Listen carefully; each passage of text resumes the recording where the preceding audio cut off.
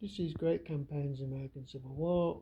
We're playing Thunder on the Mississippi. This is the full campaign game, the advanced game, and this is the situation at the end of turn 20. We've just completed the strategic phase for turn 20 as well. Now, quite a bit happened since the last video, and things have gone badly for the Confederacy. The first thing they were trying to do was defend this 14-mile creek, Baker's Creek line here. Now, that was a mistake. They should have fallen back to the Big Black River to cover everything. The Union managed to force the ford here, Lower Baker's Creek Ford, and get a significant unit across that Baker's Creek. Now that meant that the whole position here was pretty much flanked. Now the problem was the Confederates did start trying to retreat, but then we had late rain coming in, and that's caused absolute chaos in the Confederate retreat from Baker's Creek and 14 Mile Creek. Union, yet again, they also managed to force the bridge here at 14 Mile Creek. They got Union cavalry units got behind the Confederate cavalry screen, and even managed to capture a ford there over the Big Black River.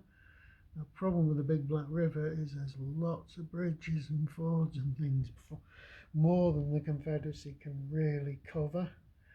So the Confederates are actually retreating to the Big Black River to see if they can hold the situation there. Now, to make things worse, the Union Army come down the Yazoo, and they managed to storm and capture Snyder's Bluff. Now that was a bit of luck. First time the Union have had any luck in rolling dice for attacks this game. And they managed to put a depot there in the depot placement segment of the strategic phase. So they're effectively putting any unit in Warren County into supply. So that's really going to ease up the Union supply problem, and it's also probably going to turn the entire position and force the Confederacy to fall back to Vicksburg. I don't know yet. They might be able to hold this up. They've got a few units up there on these bluffs and things. They've got a unit in Vicksburg, but they can't really. If they take that unit out of Vicksburg, they're going to lose victory points. They've got units in Warrington and everything like that. Warrington, not Warrington. It's my English heritage coming out. Yeah, so that isn't looking particularly great. And another thing, the Union managed to throw a pontoon over the Big Black River as well, so they can effectively get a bridgehead there. So it's looking unlikely that the Confederacy can hold the Big Black River any longer, and this is almost certainly going to result in the siege of Vicksburg coming into reality in the next, I don't know, 5-10 turns. It depends really, because the Confederacy are going to try and slow any advance up as much as they can. Army of Relief from the Confederacy. There's a bit of messing around here, whereas Walker's division formed up, and that required a bit of reorganisation. The Army of Relief column's gone up to 2.